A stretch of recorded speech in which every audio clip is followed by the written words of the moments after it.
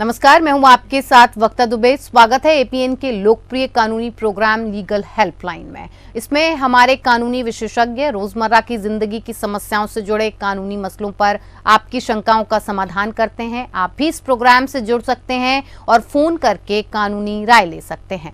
आज हम आपको पावर ऑफ अटॉर्नी से जुड़ी जानकारी देंगे और ये भी बताएंगे कि पावर ऑफ अटॉर्नी का इस्तेमाल कब और कैसे किया जाए और इसके फायदे क्या होते हैं। पावर ऑफ अटॉर्नी एक्ट 1882 के अनुसार ये एक ऐसा कानूनी दस्तावेज है जिसके जरिए कोई व्यक्ति दूसरे शख्स को अपना कानूनी प्रतिनिधि घोषित करता है। घोषित प्रतिनिधि को एजेंट और घोषित करने वाले को प्रिंसिपल कहा जाता है।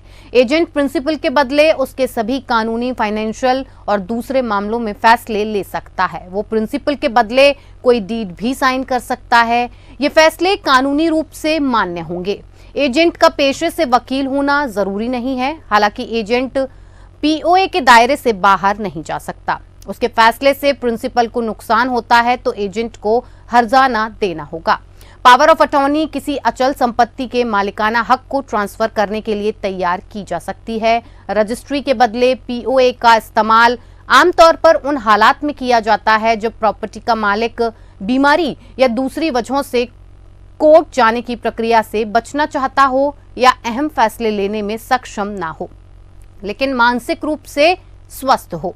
तो ये तो थी बुनियादी जानकारी पावर ऑफ अटॉर्नी से जुड़े तमाम पहलुओं की। ज्यादा जानकारी देंगी हमारी आज की कानूनी विशेषज्ञ, अधिवक्ता और advocate on record doctor Swati Jindal ji. Swati ji, आपका बहुत बहुत स्वागत है कार्यक्रम में। अगर आपका पावर ऑफ अटॉर्नी से जुड़ा कोई भी सवाल है तो आप फोन करके राय ले सकते हैं। फोन लाइंस खुल चुकी हैं।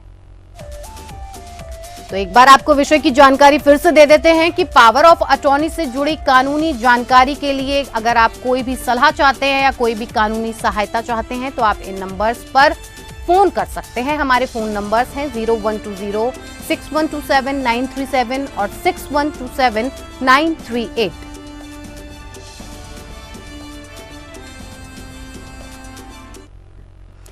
तो चलिए कार्यक्रम की शुरुआत करते हैं और चलते हैं हमारे कानूनी विशेषज्ञ स्वाति जी के पास। स्वाति जी, सबसे पहले मैं आपसे जानना चाहूंगी कि पावर ऑफ अटॉर्नी क्या होता है। देखिए वक्ता जी, पावर ऑफ अटॉर्नी एक बहुत ही कॉमनली यूज टर्म है और खासतौर पर लीगल मामलों में तो इस टर्म का काफी यूज किया जाता है। अगर इसको हम एक कॉमन लेमैन लैंग्वेज की टर्म्स में जानने की कोशिश करें तो मैं ये कहूंगी कि जो मेरा कोई राइट है, कानूनी अधिकार है, अगर मैं अपनी जगह उसको ना करते हुए किसी और को ये राइट कि वो मेरे बिहाफ पर वो राइट्स एग्जीक्यूट कर सकता है तो उसे मैं पावर ऑफ अटॉर्नी कहूंगी। और वो क्या वो राइट्स हैं ये इस बात पे डिपेंड करता है कि मैंने एजेंट जिसको मैं अपनी राइट्स दे रही हूँ उस स्पेसिफिक कार्य के लिए उसको मैं क्या क्या पावर ट्रांसफर कर रही हूँ। क्या मैंने उसको केवल बेचने की राइट दी है या क्या मैंने उसको मैनेज करने की राइट दी है या कोई और भी राइट प्रॉपर्टी से के चलते दे रही हूँ या कोई जनरल काम के लिए मैं उसको राइट दे रही हूँ। हो सकता है मैंने उससे कहा हो कि भाई आपको ये अकाउंट से संबंधित सभी राइट्स मैं देती हूँ कि इस अकाउंट से आप पैसा निकाल सकते हो या इसके पैसे को आप कहीं इन्वेस्ट कर सकते हो। हो सकता है मैंने उसको कोई एक ऐसी राइट दी हो कि मैं भाई ये फ्लैट में खरीदना चाह रही हूँ लेकिन मैं अभी अवेलेबल नहीं हूँ, तो इसको करने के सारे जो भी लीगल कार्य हैं इससे संबंधित मुझे बार बार आना ना पड़े। हो सकता है मैं दूसरे शहर में रहती हूँ तो उससे रिलेटेड जितनी भी पावर्स में सामने वाले को देती हूँ वो मैं through a power of attorney.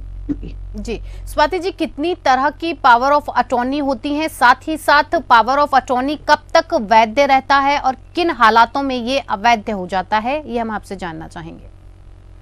वक्ता जी, अगर हम मोटे तौर पर देखें, ज्यादा डिटेल में ना घुसें, तो दो तरह की पावर ऑफ अटॉर्नी होती हैं। एक तो होती है जनरल पावर ऑफ अटॉर्नी और एक होती है स्पेशल पावर ऑफ अटॉर्नी। अब जैसे कि नाम से बहुत साफ तौर पे जाहिर है, जनरल पावर ऑफ अटॉर्नी बहुत ब्रॉड होती है।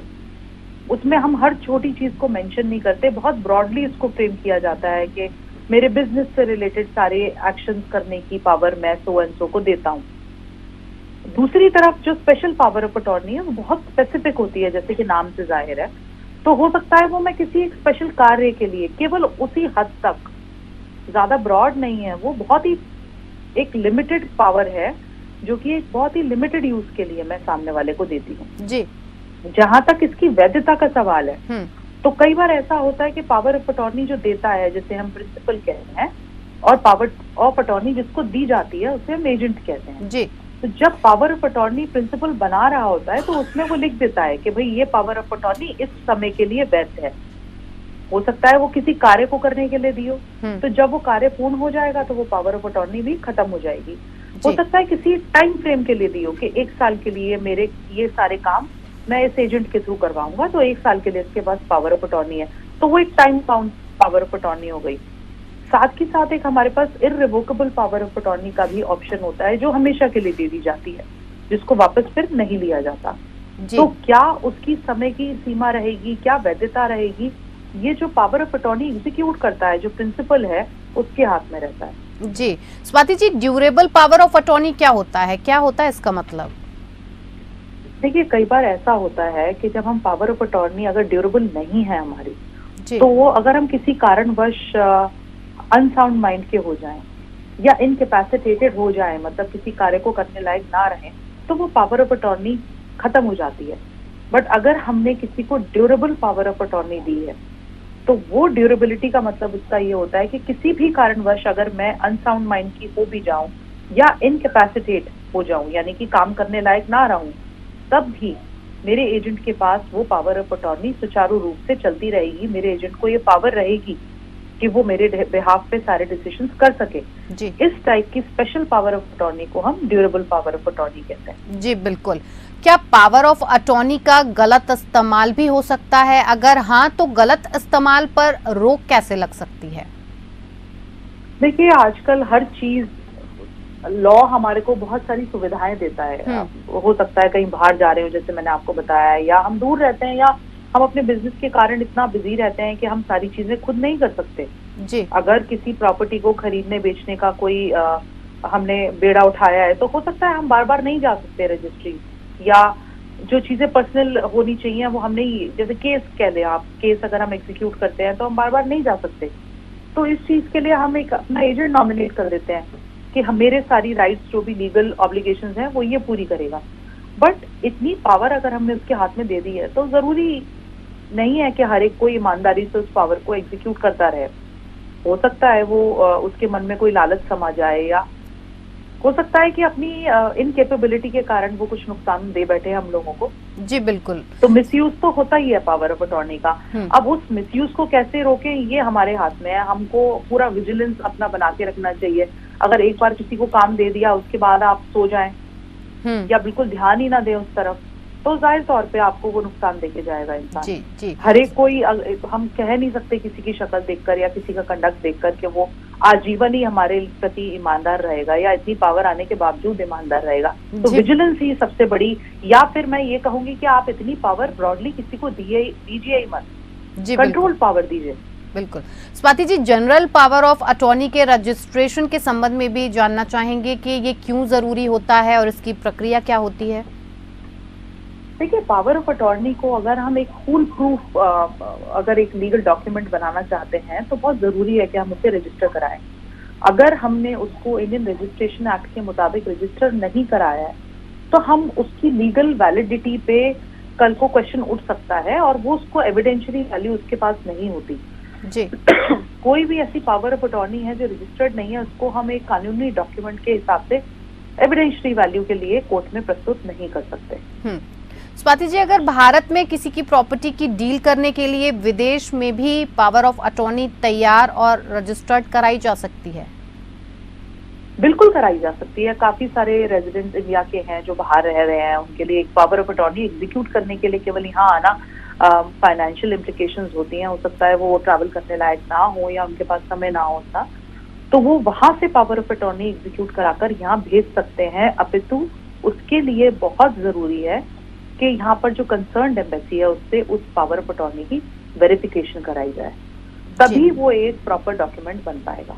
जी स्वाति जी, पावर ऑफ अटॉर्नी का उपयोग वित्तीय मामलों में किया जाता है। एजेंट प्रिंसिपल के बदले उनके सभी कानूनी वित्तीय लेन देन, दूसरे कार्यों के लिए फैसले ले सकता है, और आम जिंदगी में ये कैसे लागू होता है दिखाते हैं? बहुत सारे तरीके हैं, जैसे मैंने आपको एग्जांपल दिया। हो सकता है आप कोई फाइनेंशियल आपकी कोई अंडरटेकिंग चल रही हो, कोई बिजनेस चल रहा हो, जिसके लिए जरूरी नहीं है कि आप हर समय अवेलेबल हो। बहुत लोग होते हैं जो इतने बिजी रहते हैं, सारी चीजों पर अपना दिमाग या उनके पास इतना टाइम ही नहीं होता कि वो लगा सकें। तो ऐसी चीज के लिए वो हो सकता है उनके वेरियस ऑफिसेज हों जिसमें वो हर ऑफिस के काम जो भी वो कर रहे हैं वहाँ के इंचार्ज को उसकी पावर ऑफ अटॉर्नी दे दें कि भाई इस ऑफिस से रिलेटेड जो भी काम है वो आप देखेंगे, आपके सिग्नेचर्स चलेंगे। इस कंपनी से रिलेटेड जो भी काम है उस पर फलाना पर्सन के सिग्नेचर्स चलेंगे। तो इस तरीके से जो डे टू डे जो इतनी एक्सपेंशन करते हैं लोग, या जो भी फॉर वट एवर रीजन, अब मदर किसी की ओल्ड हो गई है, बेटों ने बिजनेस संभाल लिया है, तो मदर कहती है भाई ये प्रॉपर्टी में क्या करना है, किसको ये दुकान किराए पे देनी है, हमें नहीं पता कैसे करना है, बेटा आप कर लो जैसे करा जाए। तो ऐसे में मदर पावर ऑफ अटॉर्नी अपने बेटे को दे देती हैं। तो day to day ease of transactions या कंडक्टिंग बिजनेस, उसके लिए power of attorney definitely a very very important document. हम बात कर रहे हैं कि जो पावर ऑफ अटॉर्नी है इसको लेकर कानूनी विशेषज्ञ के साथ चर्चा कर रहे हैं। अगर आपका भी इससे जुड़ा कोई भी सवाल है, कोई भी जानकारी आप चाहते हैं तो हमारे कानूनी विशेषज्ञ के साथ जुड़कर आप राय और मशवरा कर सकते हैं। स्वाति जी, 2011 में सुप्रीम कोर्ट ने कहा था कि पावर ऑफ अटॉर्नी किसी भी अधिकार, अचल संपत्ति में रुचि या शीर्षक के संबंध में स्थानांतरण का एक साधन नहीं है। इसे सरल भाषा में हमारे दर्शकों को समझाइए कि कैसे वो इस फैसले से प्रभावित होते हैं। देखिए वक्ता जी, हो क्या रहा था कि जो लोग आपस में प्रॉपर्टी खरीद बेच का काम करते थे वो रजिस्ट्री के थ्रू से ना करा के म्यूटेशन उसकी आपस में पावर ऑफ अटॉर्नी पे प्रॉपर्टी खरीदने बेचने लगे थे। तो इससे काफी प्रॉब्लम्स होने लगी थी, काफी फ्रॉड होने लगे थे। ये इशू काफी टाइम तक चलता रहा। फिर फाइनली एक दिन सुप्रीम कोर्ट ने ये सूरज लैम्प्स की एक जजमेंट आई थी, मेरे ख्याल 2011 की जजमेंट है ये जी। इसमें सुप्रीम कोर्ट ने क्लैरिफाई कर दिया था कि कोई भी प्रॉपर्टी की खरीद बेच आप खाली पावर ऑफ अटॉर्नी के बेसिस पे नहीं करेंगे। साथ ही साथ जितनी रजिस्ट्रीज हैं वहां पर भी ये इन्फॉर्मेशन गई थी कि कोई भी म्यूटेशन केवल पावर ऑफ अटॉर्नी के पेपर्स के बेसिस पे नहीं होगी, वो प्रॉपर एक सेल डीड बने तभी होगी। अब प्रॉब्लम क्या होती है कि कई बार लोगों को इतना अवेयरनेस नहीं होता या उनको जो ये प्रॉपर्टी के एजेंट्स हैं पूरी बात नहीं बताते, इस कारण वो लोग पावर ऑफ अटॉर्नी पर ही प्रॉपर्टी लेते रहते हैं। बट वो कभी भी डॉक्यूमेंट जो है, स्पेशली ये सूरज लैम्प्स की जजमेंट के बाद, वो डॉक्यूमेंट एक फुल प्रूफ डॉक्यूमेंट नहीं कहा जा सकता। कल को कोई अगर कानूनी अड़चन आपकी उस प्रॉपर्टी में आ जाती है तो आप अपना क्लियर टाइटल उसको प्रूव नहीं कर पाएंगे कोर्ट में, अगर आप केवल पावर ऑफ अटॉर्नी पे वो प्रॉपर्टी लिए बैठे हैं। तो हमेशा मैं यही सलाह देती हूँ सबको कि अगर आप कोई प्रॉपर्टी खरीद रहे हैं, देखिए रोज रोज प्रॉपर्टी नहीं खरीदी जाती। अगर आप खरीद रहे हैं तो एक प्रॉपर म्यूटेशन उसको रजिस्ट्री के थ्रू करा के प्रॉपर सेल डीड के थ्रू खरीदें, बल्कि पावर ऑफ अटॉर्नी की बेसिस पे ना खरीदें। जी स्वाति जी, सवाल ये भी उठता है कि अगर किसी एजेंट को पावर ऑफ अटॉर्नी दे दिया जाता है तो क्या ऐसे मामलों के प्रबंधन के अपने अधिकार समाप्त हो जाते हैं? नहीं, देखिए ऐसा नहीं है। अगर आपने अपने एजेंट एक नियुक्त करा एक पावर ऑफ अटॉर्नी के थ्रू, तो उसमें जो आपका भी पावर बना रहेगा। जी। अगर कभी ऐसा होता है कि आपने अगर कोई एक्शन ले लिया है तो वो आप ही ले सकते हैं उस पर्टिकुलर रिलेटेड चीज पर। बट ऑफकोर्स अगर आपने किसी को पावर ऑफ अटॉर्नी होल्डर बना दिया है और अगर उसने पहले कोई एक्ट कर लिया है तो अगर वो उसको कैंसिल नहीं कर सकता तो वो उसी को मान्यता मिलेगी फिर। जी। बट आपका कोई भी एक्ट लेना या करना उस पावर ऑफ अटॉर्नी देने के बाद वो बना रहेगा, वो आपकी राइट नहीं जाती है क्योंकि आप प्रिंसिपल हैं। जी बिल्कुल। पावर ऑफ अटॉर्नी कब और कैसे रद्द की जाती है? जैसे मैंने आपको बताया था वक्ता जी, पावर ऑफ अटॉर्नी अपने आप में हो सकता है रिवोकेबल हो या इररिवोकेबल हो।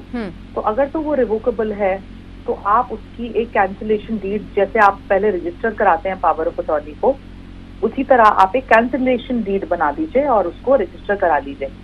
और जिसको भी आपने वो पावर ऑफ अटॉर्नी दी थी अपने एजेंट को, वहां पर उसको एक copy of cancellation did they दी जाए ताकि उसको पता रहे कि हाँ भाई अब ये पावर ऑफ अटॉर्नी कैंसिल हो गई है। जी स्वाति जी। या फिर कई बार हो सकता है या जैसे अगर उस पावर ऑफ अटॉर्नी में ही आपने मेंशन कर लिया है कि फॉर एग्जांपल मैं 31 दिसंबर 2023 तक ये राइट आपको दे रहा हूँ, तो फिर वो जब टाइम लैप्स हो जाएगा तो वो अपने आप खत्म हो जाएगी पावर ऑफ अटॉर्नी। जी स्वाति जी, जब कोई डीड एक्टिव हो और पावर ऑफ अटॉर्नी की मौत हो जाती है तो फिर ऐसे मामले में क्या होता है?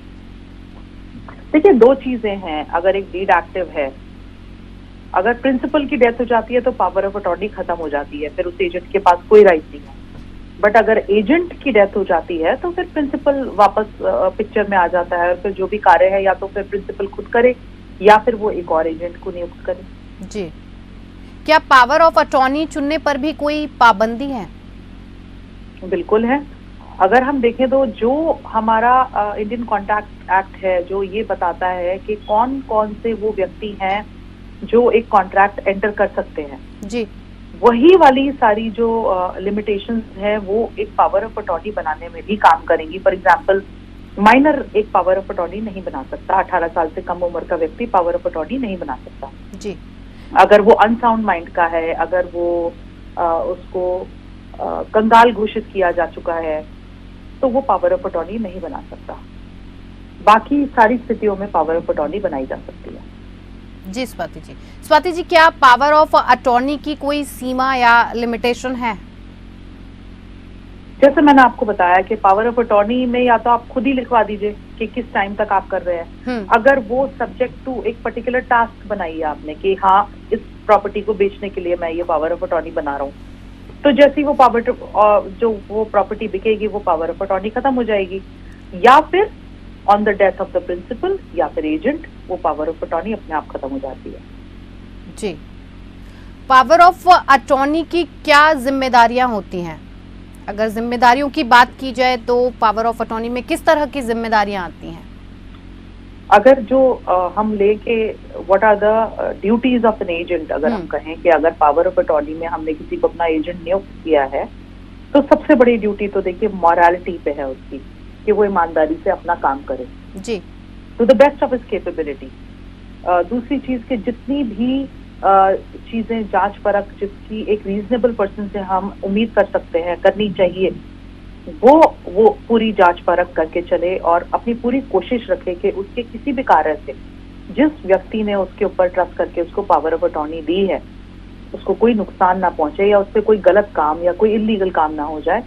ये सारी चीजें उसको ध्यान में रखनी चाहिए, ये सारी उसकी ड्यूटीज हैं, जिम्मेदारियां उसकी हैं। जी, एजेंट की ये जिम्मेदारियां हैं, लेकिन अगर बात प्रिंसिपल की जाए तो उसकी क्या जिम्मेदारियां बनती हैं? उसकी जिम्मेदारी देखिए ये बनती है कि आप अफरा तफरी में किसी को पावर ऑफ अटॉर्नी ना दें। जी, जैसे कहते हैं ना हम वक्ता जी के यात्री अपने सामान की सुरक्षा के लिए स्वयं जिम्मेदार हैं। जी बिल्कुल, वही चीज मैं एक पावर ऑफ अटॉर्नी एग्जीक्यूटर को भी कहूंगी कि भाई अगर आप बहुत भावुक होके, आज अगर आपने काफी केसेस देखे हैं, देखिए हमने डे टू डे लाइफ में कि पेरेंट्स बहुत भावुक हो जाते हैं कि हाँ भाई अब हमारे बच्चे बड़े हो गए, अब सब कुछ यही संभाले। But at the same time अगर बच्चे कुछ गलत करते हैं, अब चाहे वो उनकी इनकेपेबिलिटी थी या उनका दिमाग था, जो भी आप कहे, उस टाइम पेरेंट्स को बड़ा अफसोस होता है, बट बहुत देर हो चुकी होती है। तो पावर ऑफ अटॉर्नी एक तरीके से आपकी राइट्स की एक्सटेंशन है जो आप किसी को दे रहे हैं। बिल्कुल, और फिर आपने उसको पूरा हक दे दिया है, तो आप जब तक आपको यकीन ना हो जाए कि हाँ भाई ये सही व्यक्ति है, ये निभा पाएगा या हम इस पर ट्रस्ट करते हैं पूरा, तब तक आप ना दें उसे।